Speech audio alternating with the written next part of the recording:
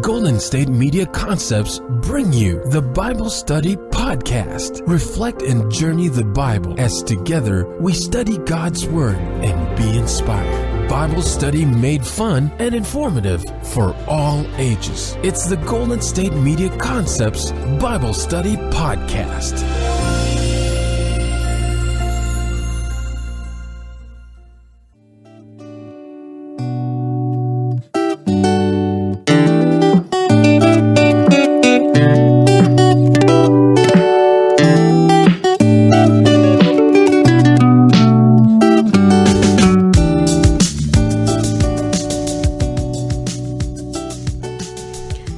Hello and welcome to the GSMC Bible Study Podcast, brought to you by the GSMC Podcast Network. I am your host, Sarah, wishing you a happy first day of July. Happy Canada Day for any listeners who might be in Canada.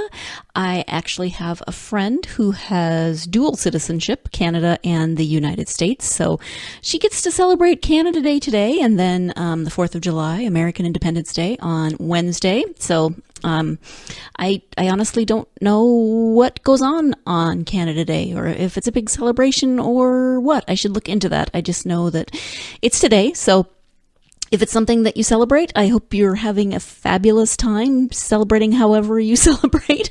I'll look into it. It's something that I need to know more about. So, my neighbors to the north, I should know more about you. So I will look up and see what Canada Day is all about. At any rate, happy Canada Day if you're from Canada. Happy July 1st if you're not. Happy whatever other day might be going on in the world that I don't know about. At any rate, it is July 1st. We are now on the Sixth Sunday After Pentecost, so we will be looking at the texts assigned for this week. We're still in that period of time when we have 2 assigned Old Testament texts for each week.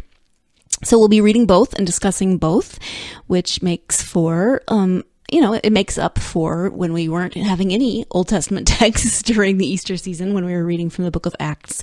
So our first Old Testament text this week comes to us from the book of Lamentations, a book that we don't often read much from, but it is Lamentations chapter 3, verses 22 through 33. The steadfast love of the Lord never ceases. His mercies never come to an end. They are new every morning. Great is your faithfulness. The Lord is my portion, says my soul. Therefore I will hope in him. The Lord is good to those who wait for him, to the soul that seeks him.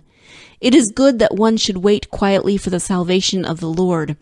It is good for one to bear the yoke in youth, to sit alone in silence when the Lord has imposed it, to put one's mouth to the dust. There may yet be hope.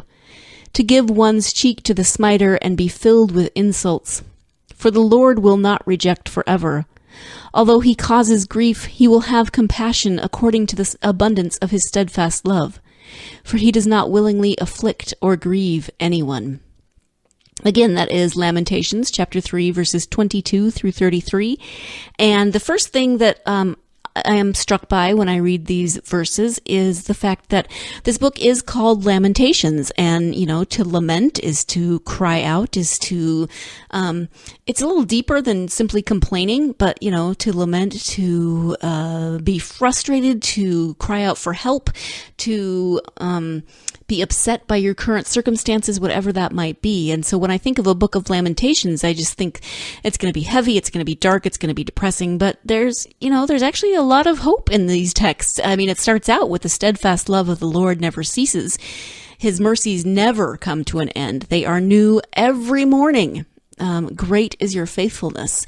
So there's a lot of hope in those first 2 verses of this section. Let's get a little more context, though, for the book of Lamentations. Maybe you are very familiar with this Old Testament book. Maybe you're not. So let's put it into a little bit more context. As I often do, I will turn to my study Bible for a little context, something that I encourage you to do as well when you are reading a book you might not be as familiar with, or even a book that you are familiar with, just to refresh your memory on the context of that book, the history of that book, when it was written, why it was written, etc.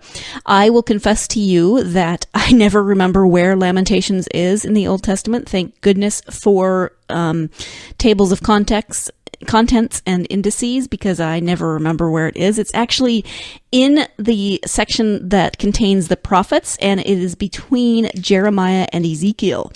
You're probably thinking, yeah, I already knew that. Thanks, lady. But maybe you're like me and you go, oh, that's where Lamentations is. I can never remember. That's my confession to you today. At any rate, the Book of Lamentations is a collection of 5 poems. All of them mourn the destruction of the city of Jerusalem by the Babylonians in 586 BCE, which explains right there why it's called Lamentations. I mean, 5 poems mourning the destruction of the city of Jerusalem by the Babylonians. You have to remember there's a lot to mourn with that. I mean, not only the destruction of the city, but the destruction of the temple, the heart of worship, the deportation of so many people into exile in Babylon.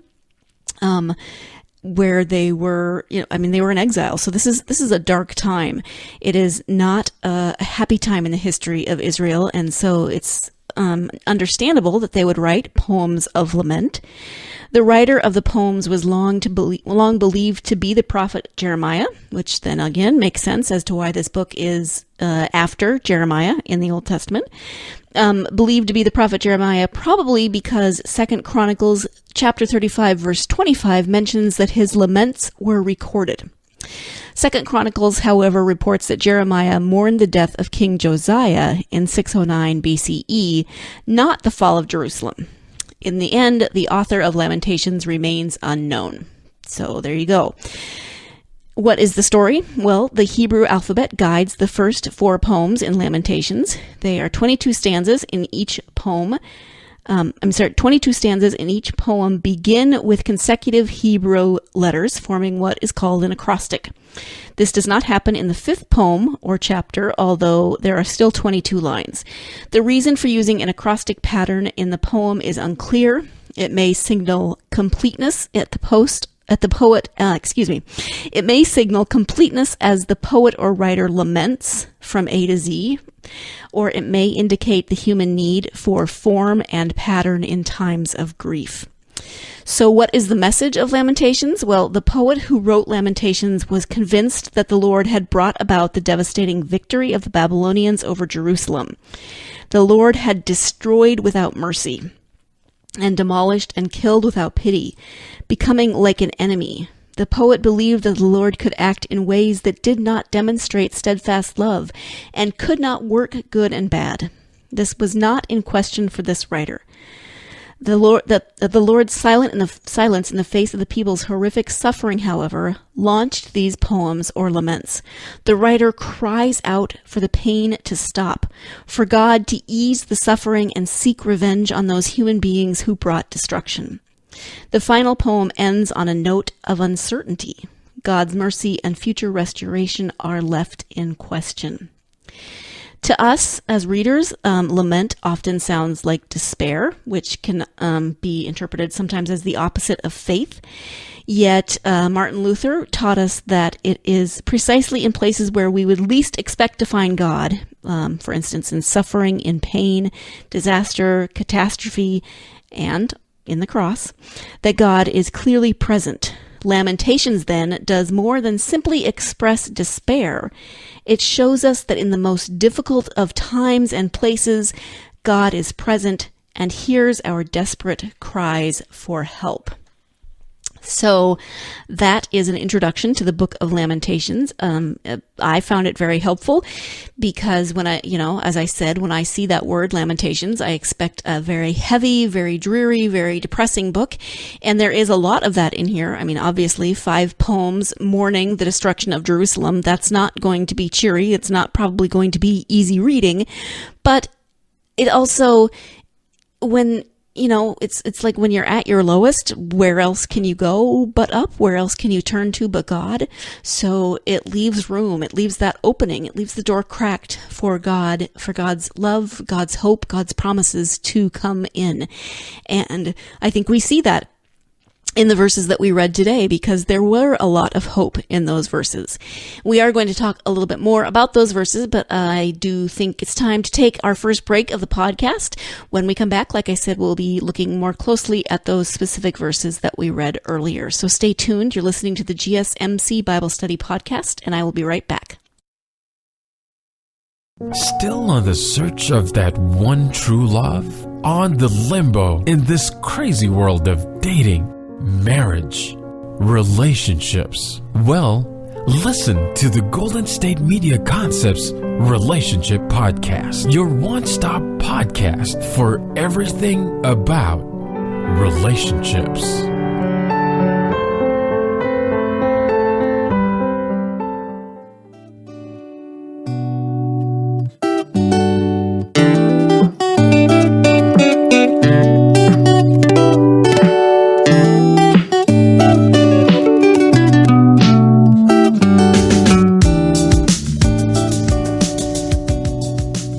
Welcome back to the GSMC Bible Study Podcast. We are speaking today about the text assigned for this week of July 1st, the Sixth Sunday After Pentecost. Before the break, we read the assigned Old Testament text from Lamentations, chapter 3, verses 22 through 33, and then did a brief bit of contextual study from the Study Bible to see a little bit more about that book and its place in history and its form and content, etc. So now let's go ahead and turn to commentary specifically on these verses. And that commentary this week comes to us from Robert Hawk, who is the pastor at First and Franklin Presbyterian Church in Baltimore, Maryland. And he says that spring is the time when elementary school children learn about the life cycle of the butterfly. Okay. And he says that his son, who's 7 years old, was excited to report on the daily progress of a collection of painted lady butterflies stored in a classroom aquarium. The class studied the different stages of metamorphosis, from larva to caterpillar to pupa to butterfly. Finally, the day had arrived. The butterflies had emerged from their cocoons. Their wings were dry and fully extended. It was time to quote-unquote graduate this class of flying insects in the playground area of our downtown school. While we were not there to enjoy the moment, the pictures showed the children almost radiant with excitement, looking as if they felt something like awe in the presence of this dazzling insect perched on wrist or finger, watching as it prepared to launch itself into an emergent, still awakening world, a world not unlike their own. He says, how inexpressible those pictures, how wondrously beautiful, how fleeting the beauty of the butterfly and the innocence of the child. In truth, those, he says, were not my thoughts as I looked at those pictures. They were my wife's thoughts as we drove through an intersection near our house. He says, it's not spring here. It always feels like winter. It's not a place where people are being born into wonder. Instead, this is one of the places where people, with opioid addictions walk to and fro, the barely living confined to slender medians, their peripatetic journeys regulated by stoplights and traffic patterns, their bodies wasted, their eyes dimmed by the relentless demand of a chemical dependency. They ask for food, for money, for anything. Often they carry a sign made out of cardboard that speaks in the absence or inadequacy of speech. Homeless, anything helps, bless you. So he says, as we passed through this intersection, she was reminded of the pictures of elementary school children participating in a rite of spring. How different, and yet still someone's daughter, someone's brother. They were children once, she said. They were children who would laugh and be thrilled with something as simple as a butterfly. It's heartbreaking to think about it. But today, how different, how barren the reality of addiction to the experience of freedom and joy, and perhaps how strange. And then he quotes Lamentations 2:13b, "To what can I liken you? For vast as the sea is your ruin, who can heal you?" He says that in the Hebrew Bible, Lamentations has the title, How. This is the first word of the poem. How lonely sits the city that once was full of people. How like a widow she has become. She that was great among the nations, she that was a princess among the provinces, has become a vassal. That is Lamentations 1:1, and that is some deep despair when you read how this book begins. It's in the Hebrew Bible, it's simply titled "How" after that first word. So as a title, he says the word "how" vocalizes the sharp stab of grief evoked by this poem. The writer mourns not only what has become of Jerusalem, but perhaps especially the beauty that it was, the joy that it signified, the future that it promised. The poet grieves not only for a lost past, but for a lost future. And perhaps especially the poet grieves the God who now seems like a stranger. While the text assigned for the lectionary, while the 11 verses that we read today speaks of the beginning of hope, it represents an interruption of this long poem of grief. Indeed, it is a strategic, even decisive interruption of this poem, as it declares that God's mercy is renewed every morning. But it begs the question, what sort of book is Lamentations? And we discussed that a bit. He goes on to say that it is, as a poem, it talks about this catastrophic loss of the city of Jerusalem, for which there are really no adequate words. The writer employs the biblical language of lament, which we often find in the book of Psalms. We've talked about that. He talks about the fact that it is an acrostic. At least the first 4 are acrostics. The 5th one is not, but still has 22 lines. And so, why is that? He speculates that it could be a meditation device, a way of reading these lines as a form of meditating on what is otherwise inexpressibly chaotic in ordinary language. So he says that the text that we read today, these 11 verses, marks a break from the collective and corporate loss of hope to a more personal and to that extent reflective exercise, which suggests the birth of hope amid suffering and loss. Its location in the middle of these poems of lament is not insignificant. Maybe it functions as a sign to the reader that while this rejection feels complete, it is not. Indeed, God's steadfast love still quickens the heart and the mind seeking wholeness. So this really gives us, I think, some great things to think about in terms of the book of Lamentations. So we read the introduction from the study Bible, so we know that there are 5 poems. They are mourning the loss of Jerusalem. They are mourning the exile of the Israelites to Babylon. We know that it is a book full of deep grief, of loss, of lament, and it is crying out to God. Why did this happen? Where are you? Did you cause this to happen? All of those questions that we have when we are in deep, dark despair. There are 5 chapters of Lamentations. It ends with Lamentations chapter 5, verse 18. So here we are pretty much smack in the middle, because we're reading from chapter 3, verses 22 through 33. Pretty much smack in the middle of this despair of these 5 poems of just heart-rending grief. And in the middle of this heart-rending grief, what do we find? We find hope. We find suddenly a turning from the more corporate grief, the grief of this entire people, to a more personal reflection, a more personal meditation by the author of the poems, saying, you know what? God's mercies are new every day. God is present, even though we feel like we are in the darkest place of our lives, like everything is lost. The temple has been destroyed. Jerusalem has been destroyed. We, in fact, are in exile. God doesn't feel like God is anywhere, and yet the poet is able to say the steadfast love of the Lord never ceases.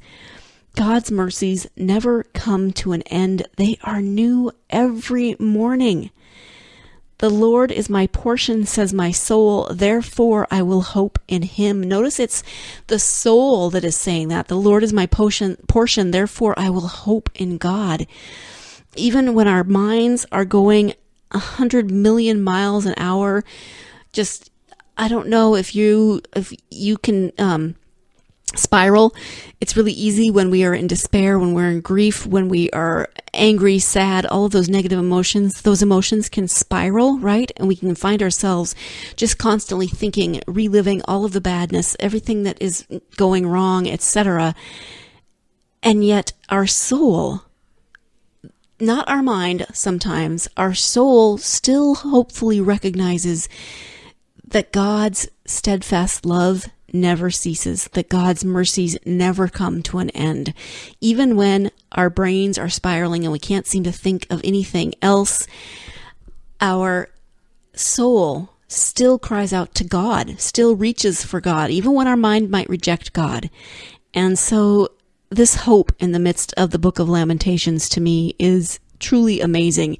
It is the bright spot in the darkness, that bright spot that can lead you back to God. Even though it's surrounded on both sides by poems of lament, by words of despair, hope is at the center. And that's really true for our lives. Hope is at the center. Even when things are feeling awful, we can still hope in God. We can still trust in God's promises. So we are going to take our second break of the podcast. When we come back, we will turn to the second Old Testament text for the day. Stay tuned. You're listening to the GSMC Bible Study Podcast, and I will be right back. Tired of searching the vast jungle of podcasts? Now listen close and hear this out.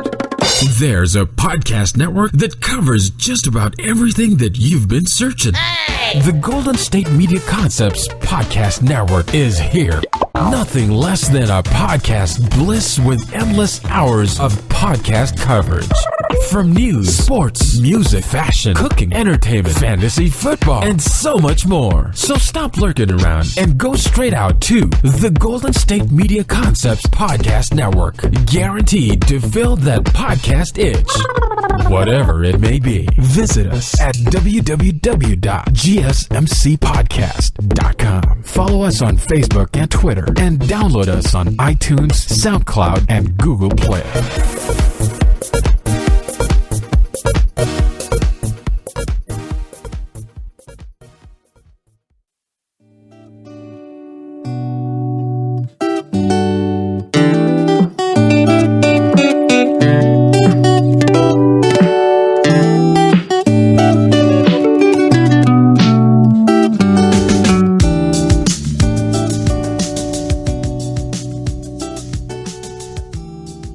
Welcome back to the GSMC Bible Study Podcast. Again, we are reading the text assigned for this Sunday, the July 1st, the week of this Sunday, July 1st, the Sixth Sunday After Pentecost.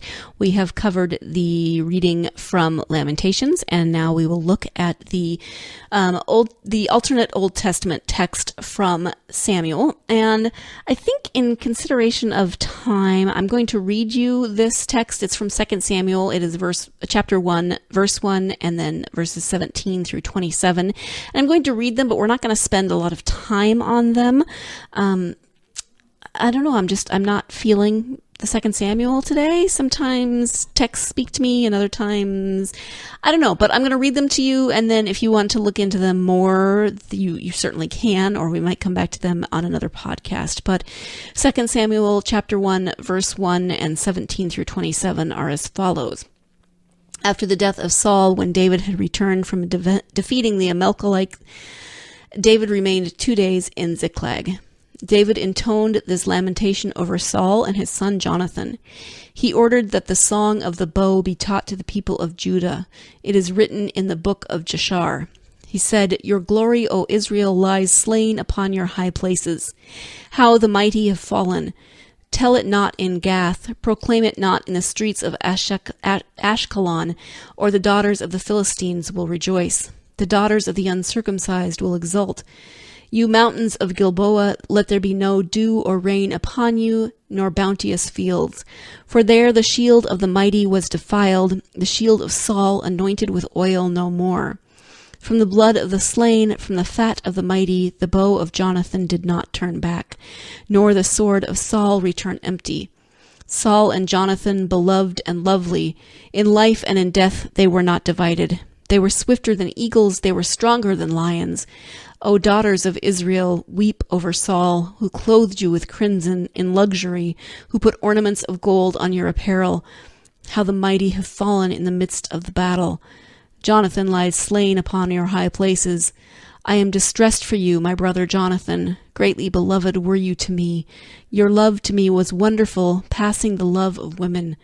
How the mighty have fallen, and the weapons of war have perished. So again, that's 2 Samuel chapter 1, verse 1 and 17 through 27. Here again, we have a lament. David intoned this lamentation over Saul and Saul's son Jonathan. And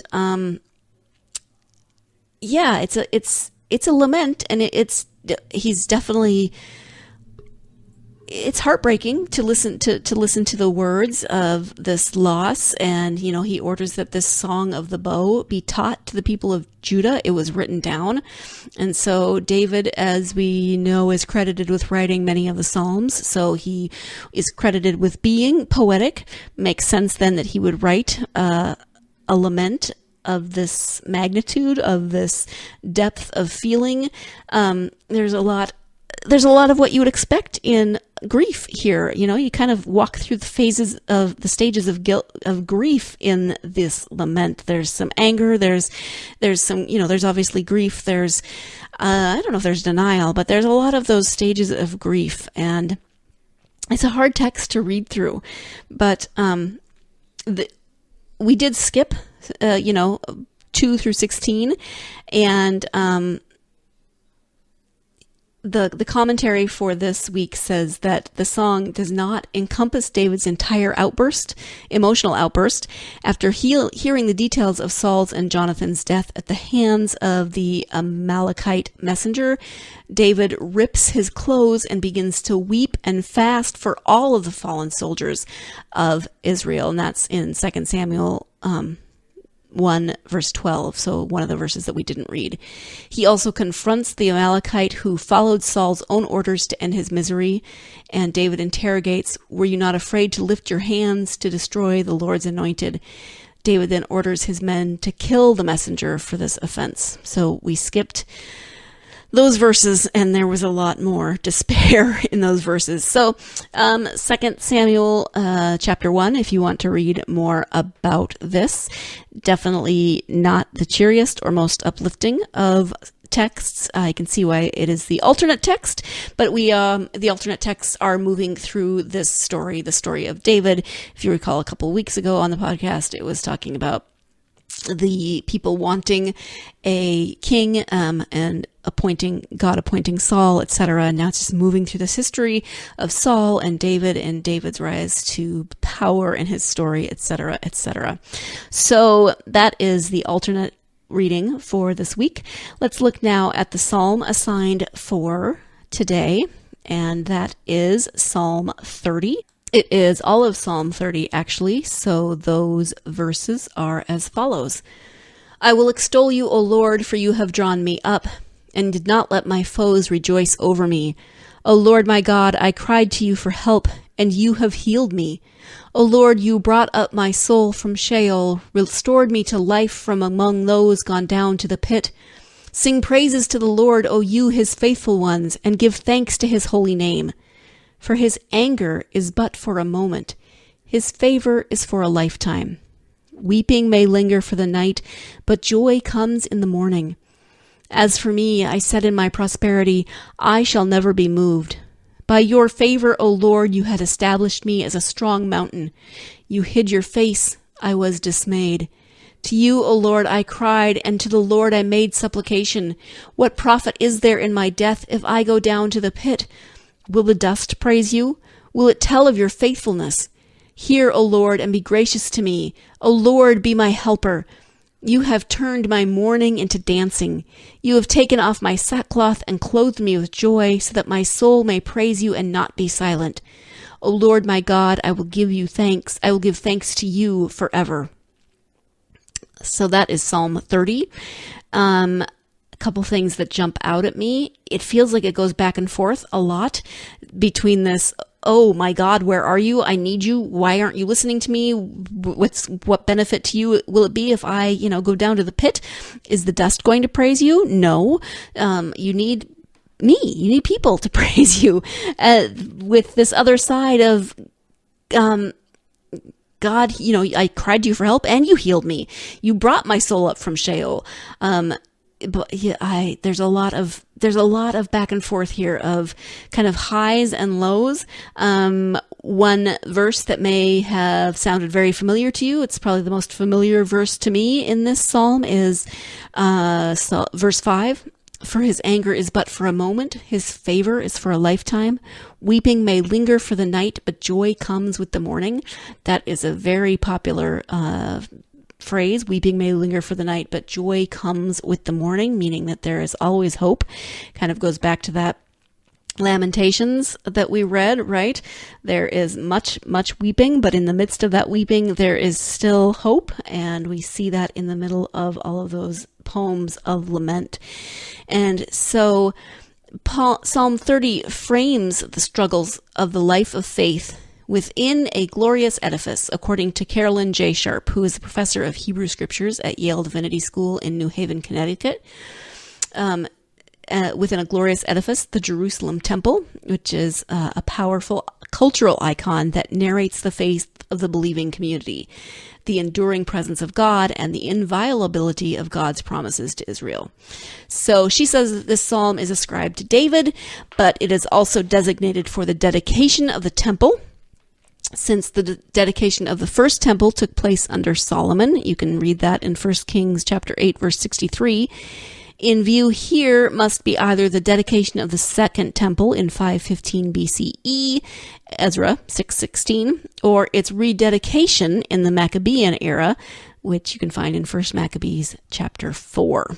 So she says the complexity here invites us to hear the psalm as a prophetic reflection on the fortunes of God's people, from the early monarchy through the Persian period or even later. That explains those back and forths, right? Because history isn't just one thing or the other. History and the story of the Israelites is deep despair and trusting in God and everything in between. And so you get these different levels of joy, of sorrow, of grief, of despair, of all of those things. And so we are able to see the good news of God's mercy, even while we honor the reality that our lives often are bleak. And this goes back again to what we talked about with Lamentations, that even when we are maybe lifelong believers, or we are believers who have feel we are seasoned believers, we've experienced a lot, we can still feel that despair. We can still experience the struggle of trusting God, of turning to God and not turning away from God. But we preach and we understand and we teach God's mercy, the good news of God's mercy, that hope of God's mercy, which is the light in our darkness and shows up even in the midst of spiritual bleakness, of the bleak reality of the world around us, of things that when we look around us at the world, when we watch the news, when we read the news, when we hear things that are going on in the world, we just feel like nothing is good. Nothing is going right. God, where are you and why have you forsaken us? And yet we can also know that God is there in the midst of all of that. All of those little glimmers of hope, all those little glimmers of light in that darkness, that is God's love. That is God's mercy breaking through all the terrible things that happen in our world because of humans and the decisions that we make. So we proclaim God. We proclaim God's redemption, even in the darkness, even in the bleakness. And I think between the reading from Lamentations and this reading from Psalm 30 today, we really see that. We see that it is possible to have both. That even in the midst of our darkest dark, our deepest despair, our moments of just horrifying, debilitating grief, God is still there. We still have those tiny glimmers of hope, even if they're just, 11 verses in the midst of 5 poems of despair and grief and anger and lament. God is there. God's hope is present. Even if we just catch a glimmer of it, it's still there. And that's all we need, is a tiny glimmer to give us hope, to give us light in the darkness. Thank you so much for tuning in to the GSMC Bible Study Podcast. I hope you will join me again on Wednesday when I will be looking at the second half of the text assigned for this week, the New Testament texts assigned for this week, the Sixth Sunday After Pentecost. Hope you're having a great week so far. If you are, on vacation because it's the 4th of July week here in the States, enjoy that. Enjoy your time. If you, like me, are working this week, well, try to enjoy that as well. And I will see you on Wednesday. Thanks again. And how could I almost forgot. I always say remember at the end of each podcast, and then I almost forgot. So I need the reminder as well. No matter what you're doing this week, please, please, please remember that you are a beautiful and beloved child of God. Thank you. You've been listening to the Golden State Media Concepts Bible Study Podcast, part of the Golden State Media Concepts Podcast Network. You can find this show and others like it at www.gsmcpodcast.com. Download our podcast on iTunes, Stitcher, SoundCloud, and Google Play. Just type in GSMC to find all the shows from the Golden State Media Concepts Podcast Network, from movies to music, from sports to entertainment, and even weird news. You can also follow us on Twitter and on Facebook. Thank you, and we hope you have enjoyed today's program.